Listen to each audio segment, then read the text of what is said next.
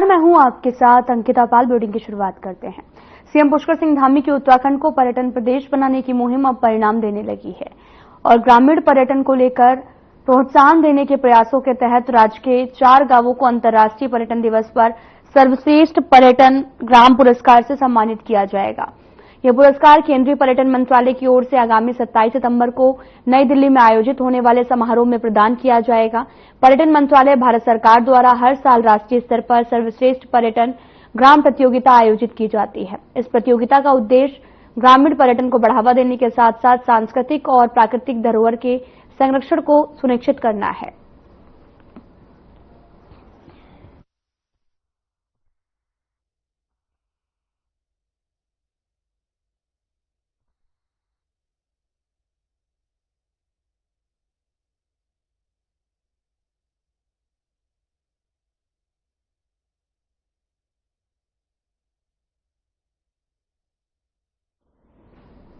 कांग्रेस अध्यक्ष मल्लिकार्जुन खड़गे ने पीएम मोदी को राहुल गांधी के ऊपर बीजेपी के नेताओं के द्वारा लगातार की जा रही टिप्पणी को लेकर एक पत्र लिखा था, जिसके जवाब में अब बीजेपी के राष्ट्रीय अध्यक्ष जेपी नड्डा ने कांग्रेस अध्यक्ष को पत्र लिखा।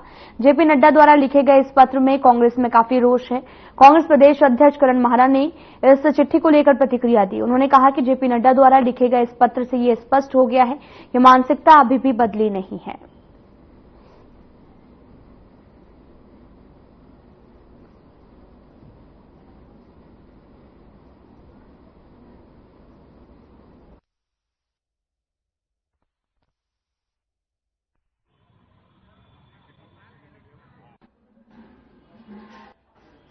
जेपी नड्डा के लिखे हुए पत्र से ये आज स्पष्ट हो गया है कि मानसिकता अभी भी बदली नहीं है।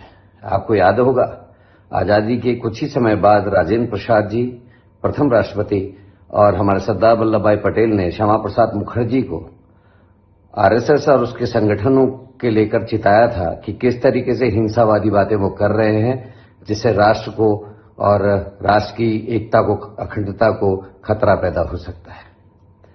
आज बड़े ही अफसोस के साथ इस पत्र का जिक्र इसलिए भी कर रहा हूं कि लगता है कि इतिहास अपनी पुनरावृत्ति करने जा रहा है। रामचंद्र गुहा ने अपनी किताब में साफ साफ लिखा है,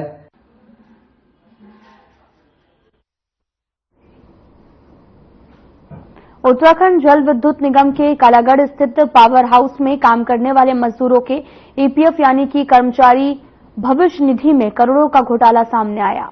पावर हाउस में काम करने वाले ठेकेदारों और उत्तराखंड जल विद्युत निगम के अधिकारियों की कथित मिलीभगत से मजदूरों के हक पर डाका डाला गया है। आरटीआई से मिली सूचना पर पूर्व सीएम हरीश रावत ने इस पूरे मामले पर उच्च स्तरीय जांच की मांग करते हुए दोषियों के खिलाफ कार्रवाई करने की मांग की है।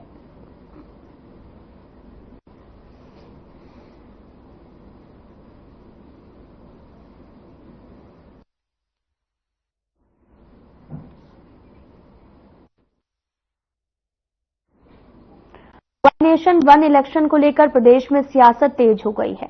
जहां एक तरफ विपक्ष इस फैसले पर सवाल उठा रहा, तो वहीं बीजेपी इस पूरे मामले को लेकर विपक्ष पर सियासी हमला बोल रही है। बीजेपी प्रदेश प्रवक्ता हनी पाठक का कहना है कि विपक्ष ने अनर्गल बयानबाजी करने का चोला पहना है और समझ नहीं आता कि कांग्रेस को एक देश एक चुनाव से क्या प्रॉब्लम है। जबकि एक देश और एक चुनाव होगा तो वित्तीय अर्थव्यवस्था को सहारा मिलेगा, जनता को मूलभूत परेशानियों को जो है वो सामना नहीं करना पड़ेगा। कांग्रेस राष्ट्रीय राजनीति रोटियां सेकने का काम कर रही है।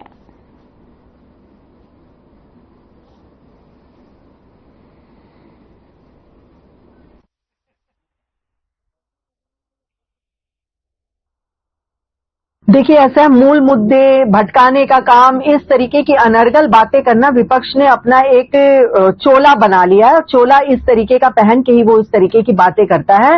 एक देश एक चुनाव से समझ नहीं आता विपक्ष को क्यों प्रॉब्लम है। जब एक देश एक चुनाव होगा तो वित्तीय हमारी जो अर्थव्यवस्था है उसमें भी हम लोगों को काफी सहारा मिलेगा, तेजी आएगी और वित्तीय हमारी जो व्यवस्था है उसमें और बढ़ोतरी होगी।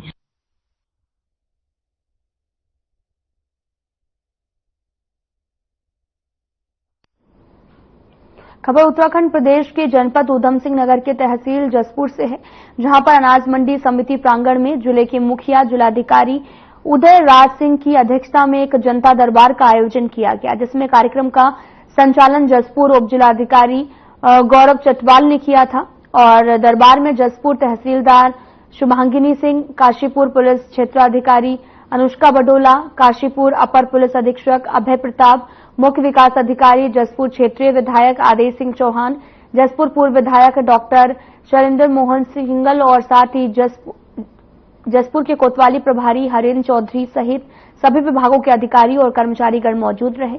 दरबार में क्षेत्र के दूर दराज से पहुंचे फरियादियों ने भी अपनी शिकायत दर्ज की है।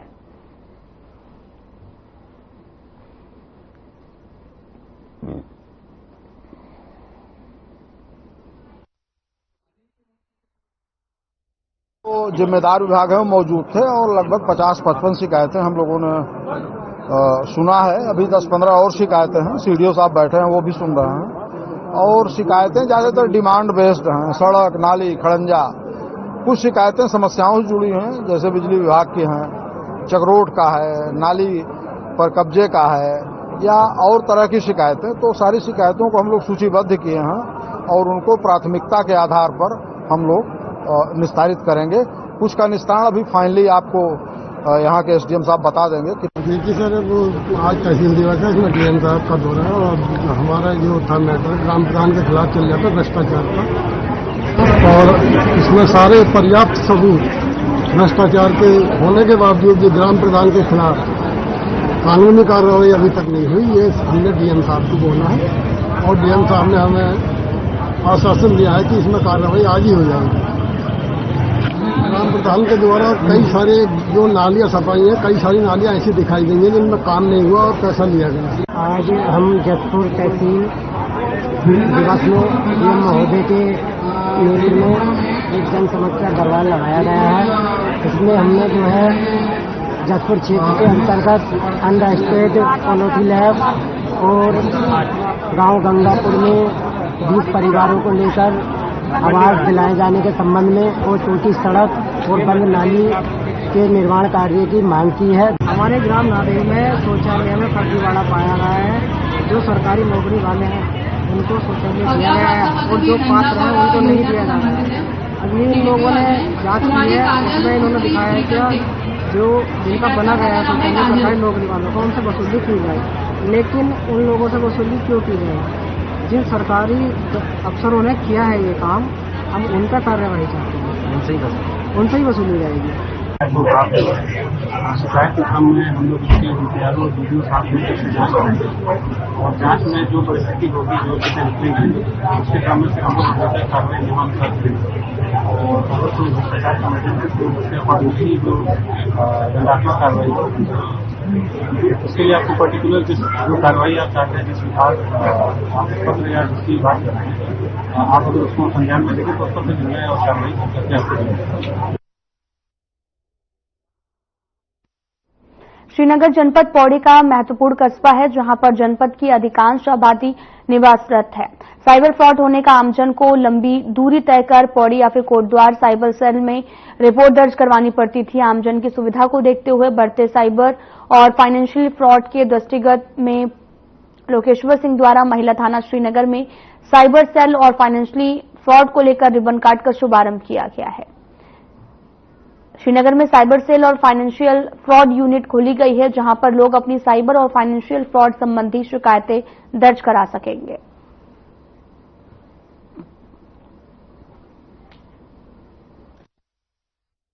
आज श्रीनगर में साइबर सेल व फाइनेंशियल फ्रॉड यूनिट का उद्घाटन किया गया है। पिछले कुछ समय से जनता का भी ये रिक्वेस्ट था कि जो हमारे साइबर और फाइनेंशियल फ्रॉड की घटनाओं में वृद्धि हो रही है और चूंकि हमारा एक ही यूनिट कोटद्वार से ऑपरेट होता था, अतः हम लोगों ने इसका संज्ञान लेते हुए श्रीनगर में भी साइबर सेल और फाइनेंशियल फ्रॉड यूनिट का गठन किया है, जिसमें अभी हमारे 3 कर्मचारियों को नियुक्त किया गया है। जितने भी हमारे श्रीनगर सर्कल से जो शिकायतें आती हैं, जो शिकायतकर्ता अगर फाइनेंशियल फ्रॉड या साइबर फ्रॉड से संबंधित अपनी शिकायत दर्ज करवाना चाहता है, काशीपुर में आईटीआई थाना क्षेत्र में न्यायालय में वरिष्ठ अधिवक्ता के चैम्बर पर आए दो लोगों ने अचानक से बातचीत के दौरान अधिवक्ता पर रिवॉल्वर निकालकर जान से मारने की धमकी दी, जिसके बाद अधिवक्ताओं ने एक युवक को पकड़कर बैठ गए और दूसरा युवक मौके से फरार हो गया। काशीपुर बार एसोसिएशन के वरिष्ठ अधिवक्ता अंशुमान सिंह के मुताबिक वे अपने साथी अधिवक्ता के साथ तहसील के मुकदमे निपटाकर चैम्बर पर आकर बैठे हुए थे और यहां पर रामनगर किसी सिलसिले में जाने वाले थे और इस दौरान उनके चैम्बर पर गोपाल सिंह बेस्ट और उनके साथ आए व्यक्ति ने रामनगर में फैमिली कोर्ट में चल रहे सेक्शन 9 के मुकदमे में एनओसी दिए जाने की बात कही है। इसी दौरान अधिवक्ता अंशुमान सिंह के द्वारा एनओसी बाद में दिए जाने की बात पर दोनों भड़क गए और उनमें से एक युवक ने चैम्बर से बाहर निकलकर देखने की बात करते हुए अचानक उनकी कनपटी पर रिवॉल्वर तान दी। मौके पर पहुंचे अधिवक्ताओं के द्वारा पकड़े गए युवक को हिरासत में लिया गया, उसे थाने लेकर आया गया, जहां पर पुलिस ने युवक के पास से रिवॉल्वर भी बरामद कर ली है।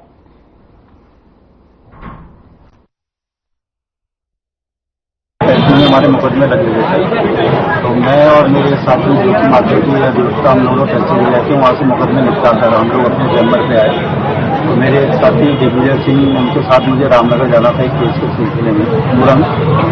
उनका बार बार फोन आ रहा था तो हमने कहा हम अभी पहुंच रहे 5 मिनट में। जैसे ही हम अपने बस्ते पे पहुंचे तो ये दो व्यक्ति, जिसमें गोपाल सिंह बिस्ट और एक दूसरा, मुझे उसका नाम मालूम नहीं था, बाद में पता लगा, ये लोग आए और मुझसे कहने लगे कि जो मुकदमा इनका रामनगर में फैमिली कोर्ट में चल रहा था, सेक्शन 9 था।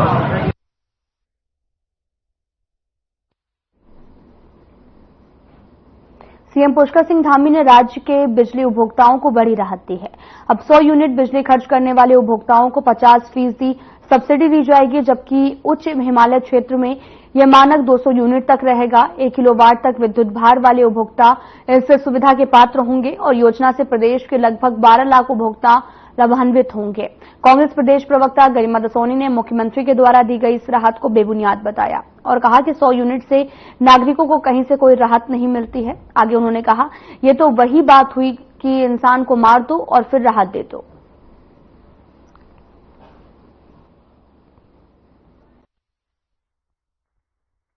ये वाली बात हो गई जैसे इंसान को पूरा मार दो उसके बाद थोड़ी राहत दे दो। जब से भारतीय जनता पार्टी की सरकार यहाँ काबिज हुई है, लगातार 8 से 9 बार बिजली के दामों में बढ़ोतरी हो गई है और तो और पानी को भी नहीं छोड़ा है। तो कहीं ना कहीं एक तरफ महंगाई की मार है, दूसरी तरफ बेरोजगारी की मार है। आम जनता की जेब लगातार ढीली करने का जो प्रयास इन्होंने पिछले 3-4 सालों में अपने किया है। लेकिन अगर हम बात करें 100 यूनिट बिजली पर आधा बिल देने की, तो मैकेनिज्म कहाँ है मेरी सरकार? मैं सरकार से पूछना चाहती हूँ कि एक आदमी। कांग्रेस के उपाध्यक्ष संगठन और प्रशासन मथुरादत्त जोशी ने प्रदेश में सड़कों की बदहाली को लेकर सरकार पर आरोप लगाते हुए कहा कि पूरे प्रदेश में ग्रामीण से लेकर नेशनल हाईवे तक सभी मार्ग जो हैं उनकी हालत खस्ता हाल है और जिनमें से 1 से 1.5 फुट के गड्ढे हैं और जिसमें आए दिन कई बड़े हादसे लगातार प्रदेश में हो रहे हैं। मैं प्रदेश के मुखिया और उनके अधिकारी केवल अपनी सुविधाओं का फायदा लेने जनता को आपको बताते चले कि गर्त और की ओर जो है वो ले जा रहे हैं। और साथ ही उन्होंने ये भी कहा कि शहर में आए दिन सड़कों पर आमजन मानस को काफी परेशानियों का सामना करना पड़ता है। केदारनाथ यात्रा के मोटर मार्ग में किसी तरीके का कोई भी सुधार नहीं हुआ, तो जो भी सरकार की नाकामी को दर्शाता है। देखिए, प्रदेश में सारी सड़कें जीर्ण शीर्ण हालत में है। सड़कों का रखरखाव बिल्कुल ही खत्म हो गया है। 1-2 फुट के गड्ढे बड़े हुए हैं, चाहे आपकी ग्रामीण सड़कों हों, चाहे आपकी नेशनल हाईवे हों। आप देख रहे हैं क्या स्थिति है। 4 धाम यात्रा मोटर मार्ग को देख लीजिए, टनकपुर से कवाघाट से पिथौरागढ़ वाला मोटर मार्ग देख लीजिए, अल्मोड़ा से पिथौरागढ़ वाला मोटर मार्ग देख लीजिए। विपक्ष और सत्ताधारी सरकार के नेताओं ने उत्तराखंड की कानून व्यवस्था पर कई सवाल खड़े किए हैं, जिसके बाद में पिछले दिनों हरिद्वार में हुई डकैती को लेकर पुलिस मुख्यालय देहरादून में हुई प्रेस वार्ता में उत्तराखंड के डीजीपी अभिनव कुमार ने उत्तराखंड के वरिष्ठ राजनेताओं से प्रदेश की कानून व्यवस्था पर आलोचना और चिंता करने की अपील करते हुए उत्तराखंड पुलिस पर आस्था करने की गुजारिश भी की है, जिसके बाद में इसके कई राजनीतिक मायने भी निकाले जा रहे। डीजीपी के बयान पर पूर्व सीएम हरीश रावत ने कहा, मुझे लगता है कि रिटायरमेंट के बाद में जिस व्यक्ति को मैं कांग्रेस के में इन्वॉल्व करना चाहता हूं, राजनीतिक दल उसके लिए हमारे डीजीपी अभिनव बहुत ही सुपात्र लगते हैं। मैं कोई वो ना समझे। और मैं एक चीज और कहना चाहूंगा कि पिछले 2 हफ्ते में मीडिया के भी एक वर्ग द्वारा और हमारे मतलब कुछ वरिष्ठ नेताओं द्वारा भी प्रदेश की कानून व्यवस्था और अपराध की स्थिति पे जो है चिंता भी प्रकट की गई थी, आलोचना भी की गई थी। और मैं उनसे भी यही आग्रह करूंगा कि ठीक है, उनकी चिंता प्रकट करना, उनका आलोचना।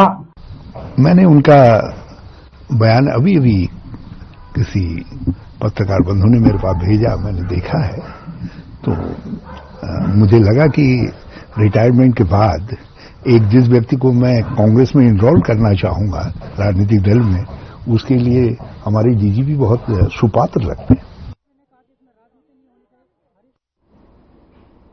अल्मोड़ा जिले के विकास खंड सर्ट में जल संस्थान में कर्मचारियों का संकट उत्पन्न होने से स्थानीय ग्रामीणों को काफी दिक्कत झेलनी पड़ रही है। जल संस्थान विभाग में काफी समय से कर्मचारियों की नियुक्ति नहीं हुई है। ग्रामीणों के मुताबिक आपको यह भी बताते चले कि सर्ट विकास खंड में जल संस्थान की 80 से भी ज्यादा जो है वो पेयजल लाइन है, जिनको सुचारू करने को लेकर सिर्फ 7 कर्मचारी नियुक्त किए गए हैं, जिस कारण स्थानीय ग्रामीणों को काफी दिक्कतों का सामना करना पड़ता है। जल संस्थान अधिशासी अभियंता मनोज गंगवार ने बताया कि कर्मचारी की काफी कमी हो गई है। कुछ कर्मचारी के रिटायर होने के बाद में नए कर्मचारियों की भर्ती पर रोक लगी हुई है। कई माध्यम और आउटसोर्स में कर्मचारियों की नियुक्ति को लेकर उच्च अधिकारियों को पत्र भी भेजे गए हैं।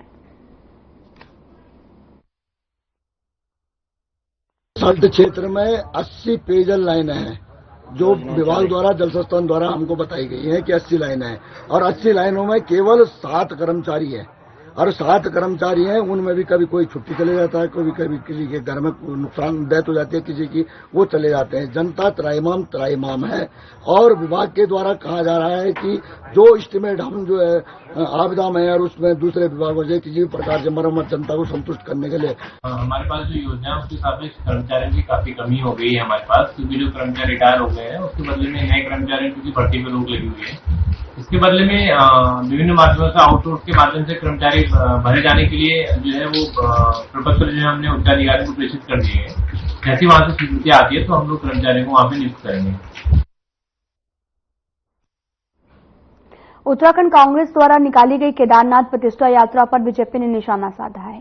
बीजेपी की प्रदेश प्रवक्ता लक्ष्मी कपूरवान अग्रवाल ने मीडिया से बात करते हुए कहा कि कांग्रेस की केदारनाथ प्रतिष्ठा यात्रा नहीं बल्कि राजनीतिक यात्रा है, जिसमें कांग्रेस प्रदेश अध्यक्ष द्वारा ये देखा गया था कि कौन उनके साथ है कौन नहीं। इस यात्रा में प्रदेश कांग्रेस का कोई बड़ा नेता शामिल नहीं हुआ है। देखिए, कांग्रेस एक रही कब, कांग्रेस तो खून में बटी हुई है। अब इन्होंने कांग्रेस ने जो है केदारनाथ प्रतिष्ठा यात्रा निकाली जरूर है, लेकिन ये बताइए वो भगवान केदारनाथ को बचाने की यात्रा थी या इनके राजनीतिक वर्चस्व को बचाने की यात्रा थी? ये कांग्रेस खुद बताए कि वो इतना महिमा मंडन इस यात्रा का कर रही हैं, उनका कोई शीर्ष नेतृत्व, कोई भी प्रदेश का बड़ा नेता उस यात्रा में शामिल नहीं हुआ। और सबसे बड़ी बात यह कि ये तो प्रदेश अध्यक्ष खुद मान चुके हैं कांग्रेस के कि ये यात्रा धार्मिक यात्रा न होकर राजनीतिक यात्रा थी। बीजेपी के प्रदेश अध्यक्ष महेंद्र भट्ट ने कहा कि अंकिता भंडारी हत्याकांड में निश्चित रूप से न्यायिक प्रक्रिया से इस प्रकरण के सभी दोषियों को कठोर दंड मिलेगा।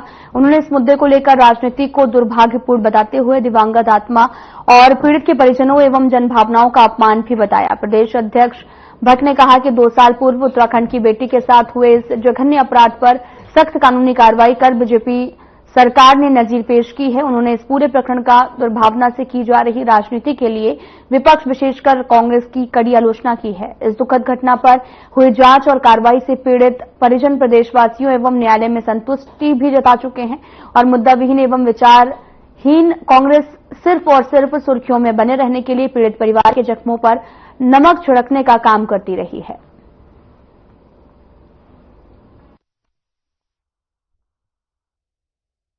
भारतीय जनता पार्टी और कांग्रेस किसी नाम को उजागर करने के लिए सक्षम है, न कर सकते हैं। मैं गणेश गोदियाल जी से मांग करूंगा वो तथ्यों को कोर्ट के आगे रखे, उस बिटिया को बदनाम करना छोड़ दे। बहुत बदनाम कर दिया उस बिटिया को, और इस तरीके का जो माहौल बनाकर उसमें जो आज दुनिया में नहीं है, बार बार उसके चरित्र पर जो लांछन लगाने का जो आज काम कर रहे हैं, जिसका कि प्रमाणित सत्य अभी कोर्ट ने डिसीजन देना है, इस प्रकार की बातें करके मात्र इसका अपमान कर रहे हैं। मैं इसकी भर्त्सना करता हूं।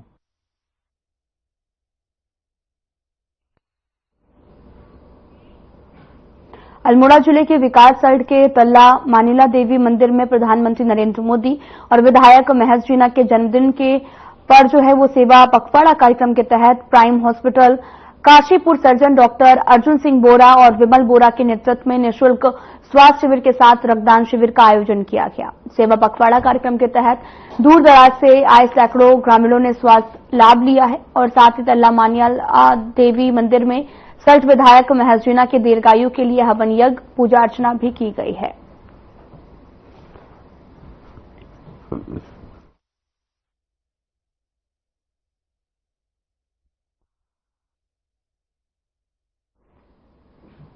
भीमताल के पतलोड क्षेत्र में हल्द्वानी पहुंचे सड़क दुर्घटना के पीड़ितों ने प्रशासन के खिलाफ नारेबाजी करते हुए मुआवजा दिए जाने की गुहार लगाई है। पूर्व दर्जा राज्य मंत्री हरीश पेनरुके के नेतृत्व में भीमताल विधानसभा से हल्द्वानी पहुंचे सड़क दुर्घटना के पीड़ितों ने बताया कि इसी साल जून को पतलोड क्षेत्र में सड़क दुर्घटना हुई थी, जिसको मैक्स खाई में गिरी और 7 लोगों की मौत हुई है। 7 लोग गंभीर रूप से घायल हुए, जिसमें प्रशासन ने मृतकों को 4 लाख रुपए और घायलों को मुआवजा देने की बात भी कही, लेकिन 4 महीने बीत जाने के बाद भी आपको बताते चले कि मृतकों को आधा मुआवजा मिला है और साथ ही घायलों को कोई मुआवजा नहीं मिला। वहीं जिस परिवार के माता पिता खत्म हो गए, उन बच्चों की देखरेख करने वाला कोई भी नहीं है। ऐसे में स्थानीय विधायक और सरकार का उपेक्षा का आरोप लगाते हुए दुर्घटना पीड़ितों ने तत्काल मुआवजे की मांग की है। हमारी मांग यह है कि अनरबन पतलोड में 5/6/2024 को एक मैक्स दुर्घटना हुई, जिसमें 7 लोगों की मृत्यु हुई और 7 लोग घायल हुए। उस टाइम पर घटना स्थल पर यह बात तय हुई थी कि मृतक परिजनों को 4 लाख मिलेंगे। 2 लाख तो आपके आशीर्वाद से मिले, 2 लाख उनके शेष है और घायलों को कोई राशि नहीं मिली, जबकि उत्तर प्रदेश के टाइम से घायल जो भी दुर्घटनाएं होती है उनमें घायलों को पैसा मिलता है 2 लाख रुपए, जितना मृतक परिजनों को मिलता है उससे जस्ट हाफ मिलता है। ये नियम है। कोई मुआवजा नहीं मिला। पतलोड दुर्घटना में हुआ अनरबन के घेरा, हमें कोई मुआवजा नहीं मिला उसमें, और घोषणा जरूर हुई थी, विधायक जी ने भी की थी, बाकी और लोगों ने भी की थी, हमें कुछ नहीं मिला उसमें। हाँ जी, क्या कह रहे हैं? मुआवजा कुछ नहीं, कुछ कह ही नहीं रहे हैं। वो क्या कहें, हम उनसे क्या कह पाएंगे? गरीब आदमी क्या कह पाएगा? सब हम तो ये कहते हैं हमें मुआवजा मिलना चाहिए, जब सबको मिलता है तो। नाम बताइए। कृष्णा निकुड़ाई।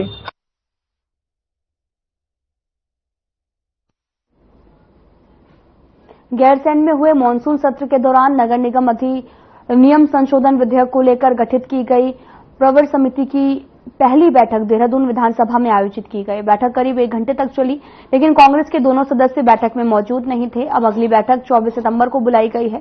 सरकार द्वारा नगर निगम विधेयक में आरक्षण समेत तमाम विषयों को लेकर संशोधित विधेयक को गैरसैंण के भराड़ीसैंण में हुए मानसून सत्र के दौरान प्रवर समिति को भेजा गया था, जिस पर विधानसभा अध्यक्ष ने 9 सितंबर को प्रवर समिति का गठन किया था। 1 महीने के भीतर रिपोर्ट सौंपने की बात भी कही गई। इस प्रवर समिति के संसदीय कार्य मंत्री प्रेमचंद अग्रवाल को सभापति भी नियुक्त किया गया। सदन में 6 सदस्यों को प्रवर समिति का सदस्य नामित किया गया। संसदीय कार्य मंत्री प्रेमचंद अग्रवाल ने कहा, सरकार द्वारा कोर्ट में दिए गए एफिडेविट में साफ हो गया है कि 10 नवंबर को सरकार द्वारा निकाय चुनाव के कार्यक्रम जारी कर दिए जाएंगे। 25 दिसंबर तक निकाय चुनाव पूरे कर दिए जाएंगे। बैठक में मौजूद रहे प्रवर समिति के सदस्य बीएसपी विधायक शहजाद अली ने कहा कि बैठक में कुछ ज्यादा क्लियर नहीं है, कुछ रिपोर्ट भी मांगी गई है जो कि अगली बैठक में रखी जाएंगी। जानते हैं जब गैरसैंण में विधानसभा सत्र हुआ था और वहां प्रवर समिति के गठन के बारे में बातचीत हुई थी। आज यहां अधिसूचना जारी होने के बाद पहली बैठक प्रवर समिति की हमने की है और निश्चित रूप से हमारे सम्मानित साथियों के द्वारा जो जिज्ञासाएं व्यक्त की गई उसके संदर्भ में जो हमारे उपस्थित अधिकारीगण थे उन्होंने बताया और अभी क्योंकि ये हमारी पहली बैठक थी और इस बैठक के बाद पहली बैठक थी, बहुत ज्यादा क्लियर नहीं है। कुछ रिपोर्टें मांगी गई हैं, वो अगले 24 तारीख में मीटिंग है, उसमें आएंगी, उसके बाद कुछ क्लियर हो जाएगा। बहुत ज्यादा कुछ है क्या नहीं। लगता है सरकार समय से चुनाव कराने के मूड में है या नहीं है? सरकार तो आज चुनाव करा दे, कोई इसके लिए चुनाव थोड़ा रुकेंगे। सुप्रीम कोर्ट के आदेश से 0 आरक्षण करके चुनाव करा सकती है। बैठक से आप संतुष्ट नजर आ रहे हैं या क्या? नहीं, बैठक में बहुत ज्यादा कुछ है नहीं। जो चिंता है सरकार को या विधायकों को सर्विस की है, सर्विस से मुतालिक नहीं है, भ्रम दूर हो जाएगा।